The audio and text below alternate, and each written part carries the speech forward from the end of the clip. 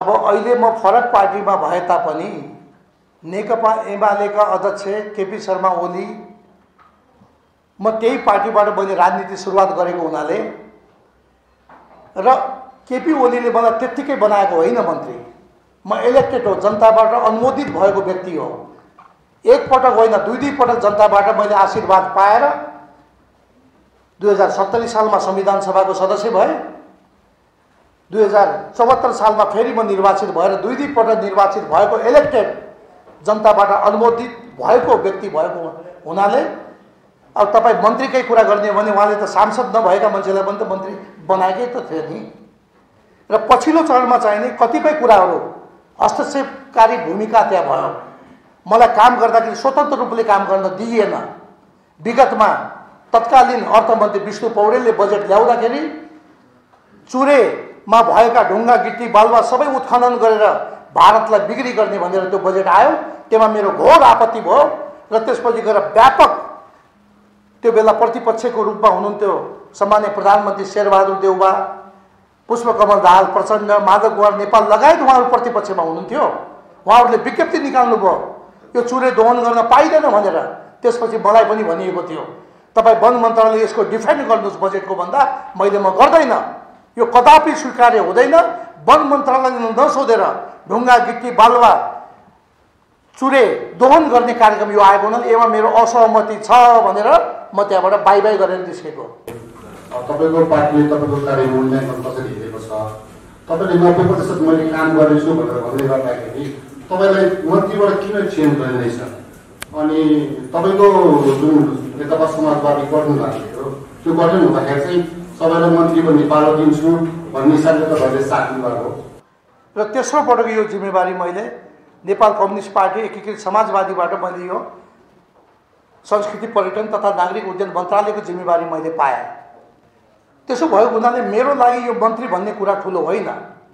र यो पार्टी निर्माण गर्दाखेरि म जुन यो पार्टीमा आएँ म संलग्न भएँ, त्यो संलग्न हुँदा पनि मलाई मन्त्री दिनुपर्छ भने मैले त्यो बार्गेनिङ गरेको पनि होइन।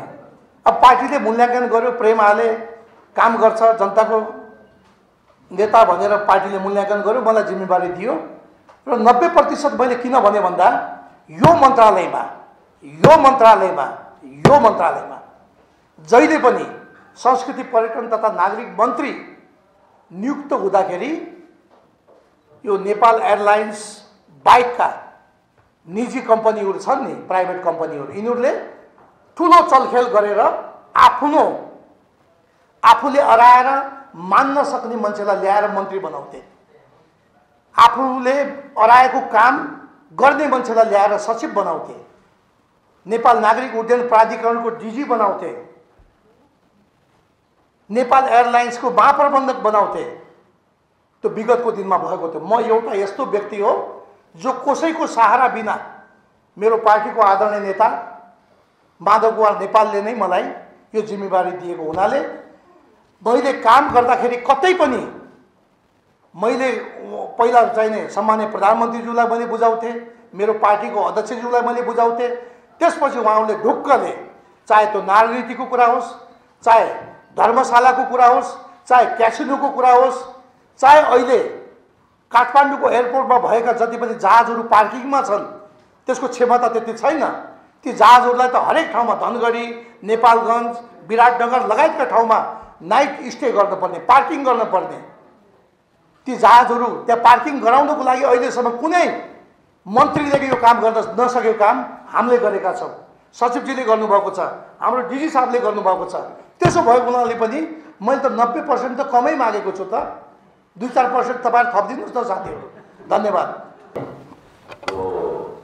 देशभरिमा यो मठ मन्दिरका जग्गाहरू अतिक्रमण हुने व्यापक रूपमा र जानकी मन्दिरको एउटा जुन कुरो उठाउनु भएको मन्त्रीले कि विश्व सम्पदा सूचीमा म लगेरै छाड्छु र मन्त्रीजीलाई मैले सम्पूर्ण डकुमेन्ट दिएर त्यो बेलामा अनुरोध गरेको थिएँ कि जबसम्म जानकी मन्दिर जनकपुरको चारैतर्फ अतिक्रमण छुट्दैन, भूमाफियाहरूको चन्द्रबाट छुट्दैन, जानकी मन्दिर मात्र होइन कि भैली बाहिर जस्तै नेपालगञ्जका भए, ईश्वरीका होइन, ताङका भए धेरै ठाउँमा मैले उदाहरण दिएको थिएँ मन्त्रीजीलाई।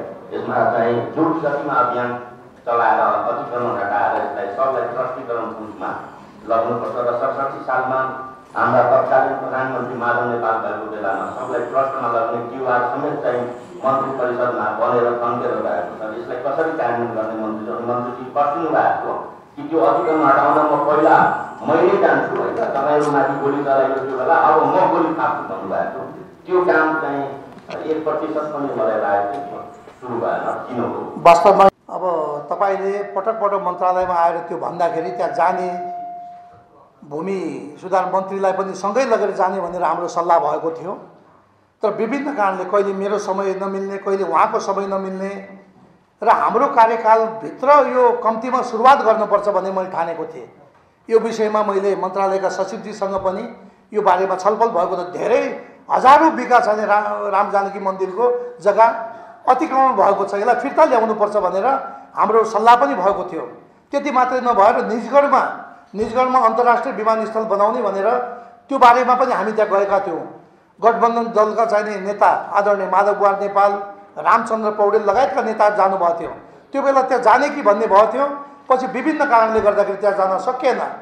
त्यसले गर्दाखेरि म के भन्न चाहन्छु भन्दा टाइगर जिन्दा है, म पदमा भए पनि नभए पनि आउने जो मन्त्री आउनुहुन्छ उहाँलाई यसलाई कसरी अगाडि बढाउने भनेर म उहाँलाई पुस गर्छु, म पछाडिबाट टेवा दिन्छु, टेको लगाउँछु र म तपाईँहरूको साथमा हुन्छु। धन्यवाद। जारी गर्नुभयो त्यसमा उहाँले जुन त्यसको लागि त उहाँलाई बधाई र शुभकामना छ। तर यो जुन कार्यकाल जुन तपाईँले गर्नुभयो त्यो बाधा अवरोधको कारण पनि जुन तपाईँलाई उन्नति र प्रगति राष्ट्रको भयो, अब आउने दिनमा फेरि कहीँ तपाईँलाई योभन्दा पनि राम्रो चाहिँ योभन्दा पुरा देशको बागडोर नै मिल्यो भने कुन अनुसारले लाग्नुहुन्छ, कस्तो लाग्छ?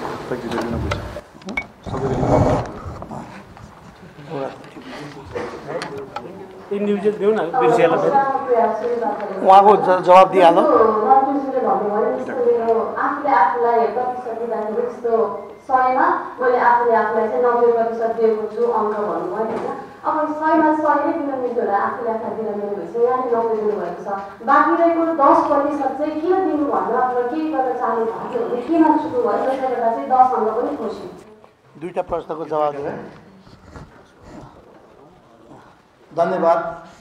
दुईजना पत्रकार साथीहरूले प्रश्न गर्नुभयो, त्यसको लागि धन्यवाद दिन चाहन्छु।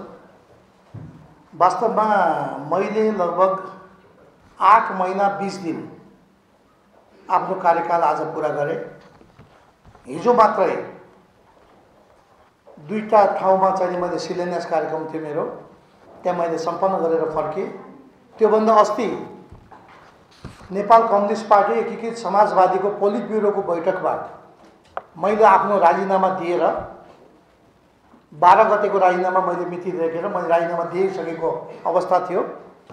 तर यो 8 महिना 20 दिन मैले सम्हालिरहँदा मैले के अनुभव गरेँ भन्दा कतिपय कामहरू आफूले चाहेर पनि गर्न नसकिने, जस्तै नियुक्तिका कुराहरू गरौँ, कतिपय पार्टीका नेताहरूको प्रेसरले गर्दाखेरि राम्रो मान्छेको ठाउँमा नराम्रो मान्छे छनौट हुने स्थिति मैले देखेँ। त्यसको भुक्तभोगी म आफै छु, तर त्यसलाई मैले बिस्तारै सच्याउँदै लगेको छु। यस्ता गल्ती आगामी दिनमा दोहोरिन नदिनको लागि यो मेरो लागि एउटा लेसन पनि भएको छ, एउटा पाठ पनि भएको छ। र मैले जति दिन यो कुर्सीमा म बसेँ, देश र जनताको निमित्त मैले काम गर्नुपर्छ र मैले कहीँ पनि कुनै प्रलोभन, कुनै डर धाक धम्कीको मैले प्रवाह गरिनँ। मैले देश र जनताको सेवा गर्नुपर्छ भनेर म निरन्तर त्यसमा लागेँ। र आगामी दिनमा जो मैले थालेका कामहरू, जस्तो चार्टर फ्लाइटका कुराहरू भए, त्यसको छानबिन प्रक्रिया अगाडि बढिराखेको छ, अन्तिम चरणमा पुगेछ।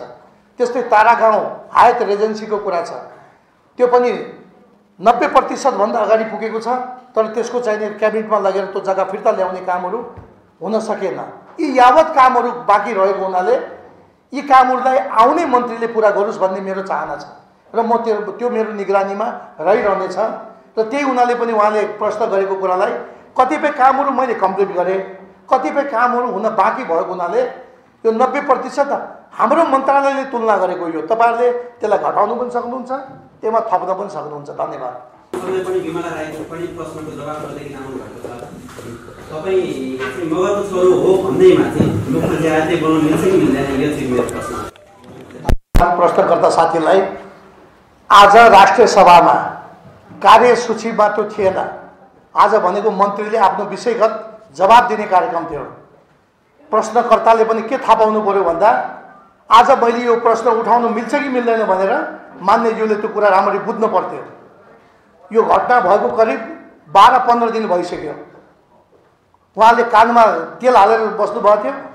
त्यही बेलामा उहाँले उठाए हुन्थ्यो, म त्यही बेला जवाब दिन म तत्पर थिएँ र कतिपय कुरा मेरो सचिवालयबाट सबै कुरा प्रश्न भएको कुरा यहाँलाई म अनुरोध गर्न चाहन्छु। ज्यू,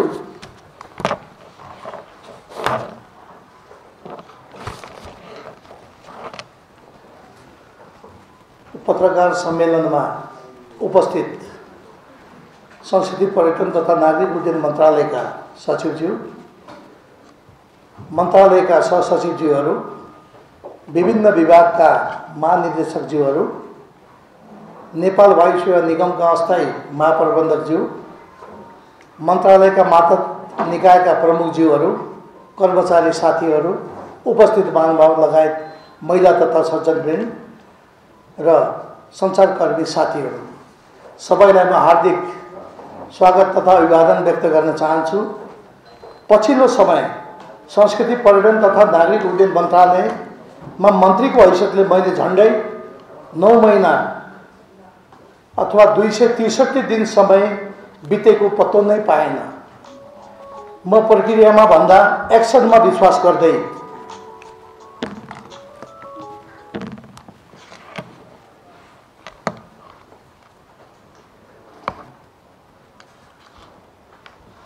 म प्रक्रियाभन्दा एक्सनमा विश्वास गर्दै हुर्केको राजनीतिक कार्यकर्ता हुँ। मलाई चारै रिजल्ट चाहिन्छ। जनतालाई छिटो छरितो सेवा कसरी प्रभाव गर्ने विषयलाई मैले जहिले उच्च प्राथमिकतामा राखेको थिएँ। मलाई यदि कसैले तपाईका कामबाट कति सन्तुष्ट हुनुहुन्छ भनेर पत्रकार साथीहरूले सोध्नुभयो भने मेरो उत्तर हुनेछ 90%। मैले यो अवधिमा 90% अङ्क ल्याएको ठानेको छु। बाँकी जनताले मूल्याङ्कन गर्ने नै छन्। त्यसैले होला तेस्रो पटक मन्त्रीका हैसियतमा पर्यटन मन्त्रालय सम्हाल्दा मैले स्वदेश विदेशबाट आम नेपालीले एक्सन मन्त्री उपमा दिएको सुनिरहे। यसले मलाई सधैँ ऊर्जा प्रदान गरिरह्यो। मैले आएको दिन असोज 22 गते यसै हलमा आयोजित स्वागत समारोहमा साँझमा भनेको थिएँ, मेरो अघि पछि लागेर मलाई खुसी पार्न नखोज्नुहोला। नभन्दै त्यस्तै अनुभव भयो। जो कागजमा मात्र काम गरेको देखाउन खोज्थे उनीहरू प्रेम हालेको निगरानीमा परे।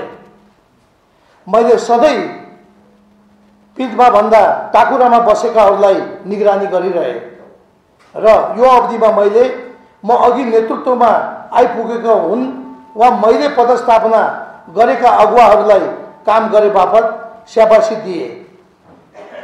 छलछाल गर्नेलाई कारबाही गरेको यहाँहरूले विभिन्न माध्यमबाट जानकारी पाउनु नै भएको होला। नेपाल वायु सेवा निगम, नेपाल पर्यटन बोर्ड, नागरिकी दरबार सङ्ग्रहालय, पशुपति धर्मशाला, क्यासिनोको बकौता असुल उपर, हवाई जहाज तथा हेलिकप्टरहरूलाई पछिल्लो सङ्घीय संरचना अनुसार स्थानान्तरण गर्ने लगायत विषयमा कारबाही गर्दा अदृश्य शक्ति केन्द्रबाट दर्जनौं पटक दबाव तथा थुप्रै प्रलोभन नआएका होइनन्। त्यस्ता दबाव र आर्थिक प्रलोभनको प्रवाह नै नगरी मैले मुलुक, संविधान, नीति तथा कार्यक्रम, प्रचलित कानुन, सरकारका प्राथमिकता, सम्माननीय प्रधानमन्त्री शेरबहादुर देउवाको ज्यूको निर्देशन, मेरो दलका आदरणीय अध्यक्ष माधव कुमार नेपाल र माओवादी केन्द्रका आदरणीय अध्यक्ष पुष्पकमल दाहाल लगायत गठबन्धन सरकारको मार्गदर्शनका आधारमा क्रियाशील रहिरहे। यो अवधिमा भएका दर्जनौं सुधारका काममध्ये म मन्त्रालयबाट बाहिर गइसकेपछि सर्वसाधारणका हैसियतमा त्रिभुवन अन्तर्राष्ट्रिय विमानस्थलमा श्रम बजार जाने आम नेपालीका लागि स्थापना गरेको भिभिआइपी कक्ष र 7 दशकपछि आगामी पुस्तालाई उपहार स्वरूप बनाइएको दोस्रो अन्तर्राष्ट्रिय विमानस्थल परियोजनालाई सधैँ सम्झिरहनेछु। मेरो कार्यकालमा भएका केही सुधारका काम यहाँ उल्लेख गर्दैछु। सबैभन्दा पहिलो नागरिक उड्डयन प्राधिकरणका उपलब्धि यहाँहरूलाई भन्न चाहन्छु। नेपाल नागरिक उड्डयन प्राधिकरण बहुप्रतीक्षित राष्ट्रिय गौरवको आयोजनाको रूपमा निर्माणाधीन रहेको गौतम बुद्ध अन्तर्राष्ट्रिय विमानस्थल निर्माण कार्य सम्पन्न भई फ्लाइट क्यालिब्रेसन भए पश्चात मिति 2079-22 औपचारिक रूपमा विमानस्थलको उद्घाटन भई हाल सञ्चालनमा ल्याइएको छ। 2. त्रिभुवन अन्तर्राष्ट्रिय विमानस्थल तथा गौतम बुद्ध अन्तर्राष्ट्रिय विमानस्थल 24 घण्टा सञ्चालनमा ल्याइएको तथा रात्रि उडान सुविधा भएका काठमाडौँ बाहिरका विमानहरू चन्द्रगढी, विराटनगर, जनकपुर, सिमरा, नेपालगञ्ज र धनगढी 18 घण्टा सञ्चालनमा ल्याइएको छ। नेपालमा सञ्चालित वायु सेवाहरूले विभिन्न विमानस्थलमा आधारस्थल देखाउने तर त्रिभुवन अन्तर्राष्ट्रिय विमानस्थलमा आधारस्थल बनाई काठमाडौँबाट मात्र पहिलो उडान हुने गरेकोमा अब उपरान्त काठमाडौँ वा अन्य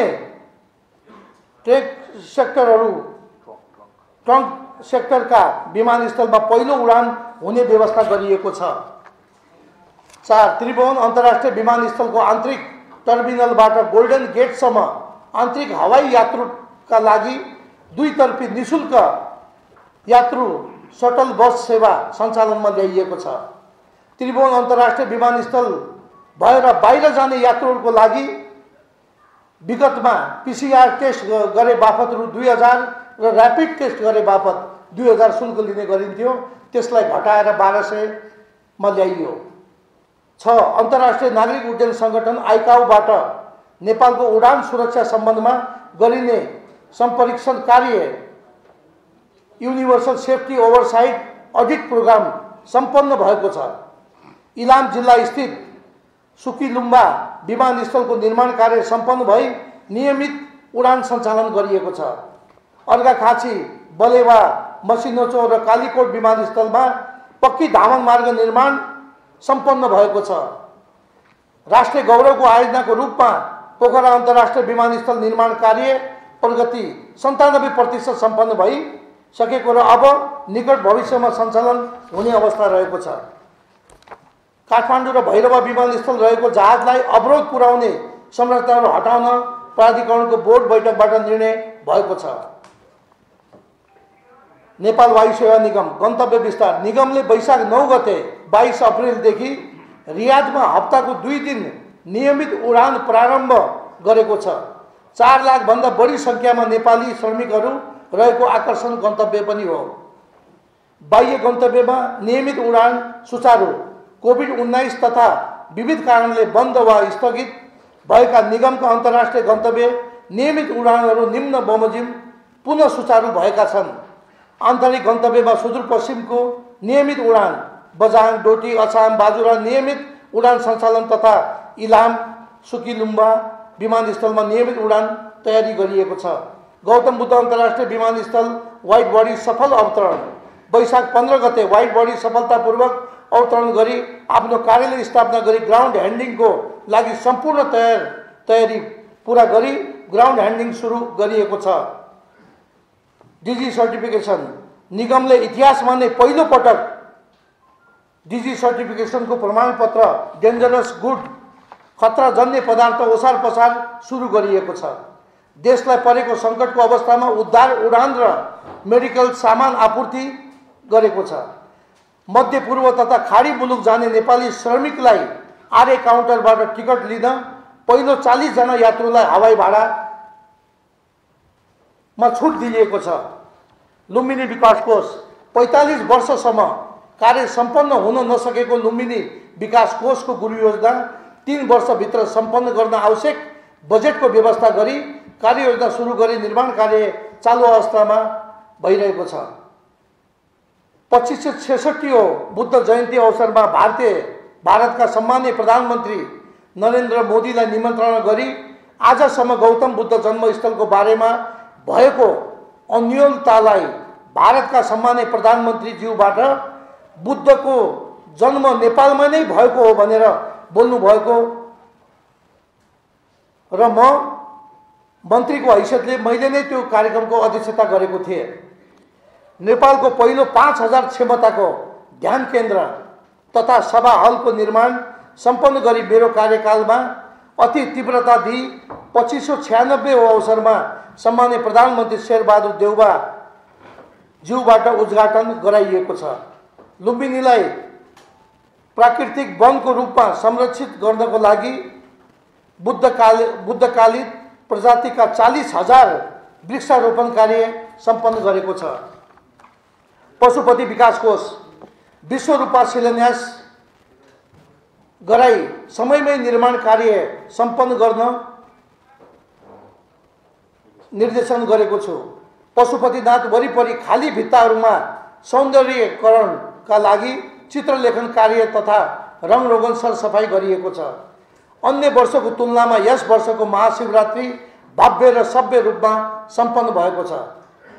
खेम्स क्लिन्सद्वारा पशुपति क्षेत्र सरसफाई गर्ने सरसफाई कर्मीहरूलाई औपचारिक रूपमा पहिलो पटक 10 दिने अन्तर्राष्ट्रिय स्तरको तालिम सम्पन्न गराई पशुपति क्षेत्रलाई सधैँ सफा र चम्किलो बनाउन प्रारम्भिक सुरुवात गरिएको छ र त्यसको 62 जनालाई चाहिने सरसफाइको सर्टिफिकेट पनि आजै मैले प्रदान गरेको छु।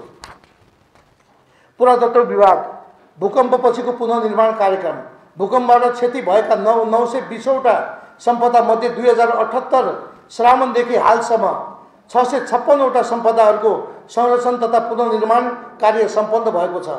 यस अब 78-79 मा 111वटा थप सम्पदा संरक्षण तथा पुनर्निर्माण कार्य सम्पन्न गरिनेछ। अनधिकृत रूपमा विभिन्न समयमा नेपाल बाहिर गएका सांस्कृतिक चल सम्पदा मुभेबल कल्चरल प्रपर्टिज नेपाल फिर्ता ल्याउने सन्दर्भमा हाल 86वटा मूर्ति तथा अन्य पुरातात्विक वस्तु फिर्ता गरिएको अन्य थप 30वटा कल्चरल प्रपर्टिज फर्किने क्रम रहेको छ।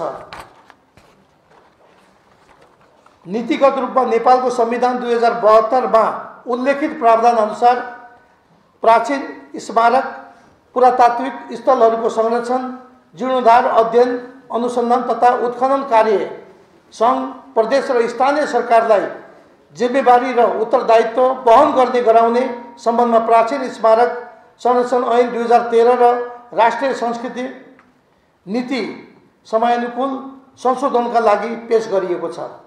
देशभरि रहेका ऐतिहासिक पुरातात्विक सांस्कृतिक तथा धार्मिक महत्त्वका सम्पदाहरूको मौलिकतालाई कायम रहने गरी संरक्षण सम्वर्धन व्यवस्थापन र पुरातात्विक स्थलहरूको अध्ययन अनुसन्धान तथा उत्खनन जस्ता क्रियाकलापको गम्भीरतालाई मध्यनजर गरी सङ्घीय संरचना अन्तर्गत रहनका लागि सङ्गठनात्मक ढाँचा पेश गरिएको छ।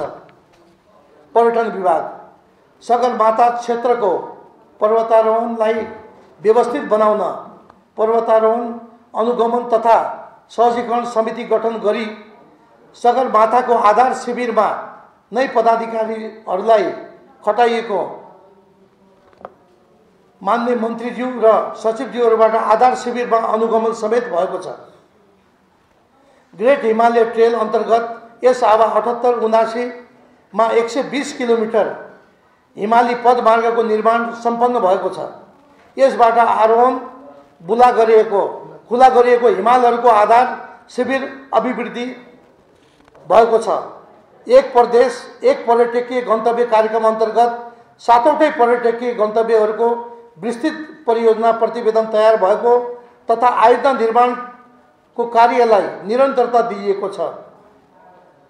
सन्दकपुर इलाम धनुषा धाम धनुषा इन्द्रसरोवर मकवानपुर पञ्चासे कास्की जगदीश्वरपुर कपिलवस्तु राणा मुगु घोडाघोडी कैलाली यस अवधिमा 14वटा तारा स्तरको होटलहरू र 6वटा रिसोर्टहरू दर्ता भएका छन्। क्यासिनोतर्फ रु 93 करोड 10 लाख बकौता असुल भएको छ। होटल रिसोर्ट क्यासिनो तथा साहसिक पर्यटन सम्बन्धी विवरण पुस्तिका 2078 प्रकाशन भएको छ। पर्यटन विभागबाट सन् 2022 को वसन्त ऋतुमा विभिन्न 27वटा हिमालहरूका लागि 131वटा पर्वतारोहण अनुमति पत्र जारी गरिएको छ। सबै हिमालहरूमा 773 पुरुष र 213 महिला गरी जम्मा 986 जना पर्वतारोहणमा सहभागी भएका थिए। यस सिजनमा 49 करोड 3,72,807 रुपियाँ रोयल्टी उठेको छ। यस सिजनमा सगरमाथाको लागि मात्र 44वटा अनुमति पत्र मार्फत 325 जनालाई आरोहण अनुमति दिएको। करिब 600 जना माउन्टेन गाइड समेतले आरोहण गरेको छ। यस सिजनमा पर्वतारोहणमा विश्वभरिका 74 देशका पर्वतारोहीहरू सहभागी भएका थिए भने सगरमाथाको लागि मात्र 59 देशका पर्वतारोहीहरू संलग्न थिए। सञ्चारकर्मी साथीहरू, म जनजातिको छोरो, स्पष्ट वक्ता, देश र जनतालाई प्राथमिकता दिई सधैँ काममा लागिरहे। मेरो दुईटा बोली कहिल्यै भएन।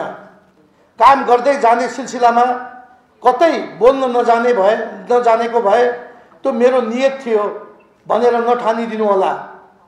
त्यस्ता त्रुटि म सचेत छु र रहिरहनेछु। म यहाँबाट बिदा भएर सिंहदरबार बाहिर सांसदको भूमिकामा रहिरहने नै छु। विकृति विरुद्ध मेरो खबरदारी निरन्तर रहिरहनेछ। समयले मागेमा म सुधारका लागि नेतृत्व पुनः फर्किने नै छु। म पछि आउने नेतृत्वले मैले थालेको सुधारका कामहरूलाई निरन्तरता दिनु हुनेछ भन्दै पुनः सम्माननीय प्रधानमन्त्री शेरबहादुर देउबा, नेपाल कम्युनिस्ट पार्टी एकीकृत समाजवादीका आदरणीय अध्यक्ष माधव कुमार नेपाल, माओवादी केन्द्रका आदरणीय अध्यक्ष पुष्पकमल दाहाल, गठबन्धनमा रहेका अन्य दलका नेताहरू यही सभा हलबाट धन्यवाद पनि ज्ञापन गर्न चाहन्छु। यसै गरी सधैँ मेरो हप्की दप्कीलाई आरसी वचन ठानेर मलाई नीतिगत त्रुटिहरूबाट झकझकाइरहने यस मन्त्रालयको कर्मचारीको नेतृत्व हाँक्ने सचिव महेश्वर नेउपानेज्यू, सहसचिव, उपसचिव, अधिकृत लगायत मेरो सचिवालयमा दिन रात नभनी खट्ने सबै कर्मचारीलाई म धन्यवाद पनि दिन चाहन्छु। त्यस्तै यस मन्त्रालयको मातहतमा सबै महानिर्देशक, प्रबन्ध निर्देशक, सदस्य सचिव, बोर्ड सदस्य, कार्यालय सहयोगी, चालक सहयोगी लगायत सबै निकाय कर्मचारीहरूलाई, साथीहरूलाई तथा देश विदेशमा रहनुभएका सबै कर्मचारीहरूप्रति पुनः कृतज्ञता गर्दछु। अन्तमा उपस्थित सबैलाई हार्दिक धन्यवाद ज्ञापन गर्दै यस पत्रकार सम्मेलनमा उपस्थित सबै सञ्चारकर्मी साथीहरूलाई हार्दिक आभार तथा धन्यवाद व्यक्त गर्दै मेरो भनाइ यही अन्त गर्छु। धन्यवाद।